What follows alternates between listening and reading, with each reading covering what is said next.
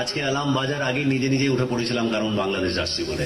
কোটা আন্দোলনের সমঝোতা করতে এবার বাংলাদেশের মাটিতে পা রাখলেন কলকাতা সুপারস্টার জিৎ। আজ দুপুরের সংবাদ মাধ্যমে জিৎ জানান, আমি কোন রকম রাজনৈতিক বিষয় জড়াতে চাই না, তবুও আমার মনে হচ্ছে বাংলাদেশের বর্তমান পরিস্থিতিতে শিক্ষার্থীদের পাশে দাঁড়ানো আমার কর্তব্য। কেননা এর আগে বহুবার আমি বাংলাদেশে এসেছি, এদেশের মানুষ আমাকে যে পরিমাণ ভালোবাসা দিয়েছে সেখান থেকে আমার দায়িত্বটা বেড়ে গেছে। সবসময় ভালো লাগে বাংলাদেশে আসতে, বাংলাদেশের মানুষের সঙ্গে জুড়তে ভালো লাগে।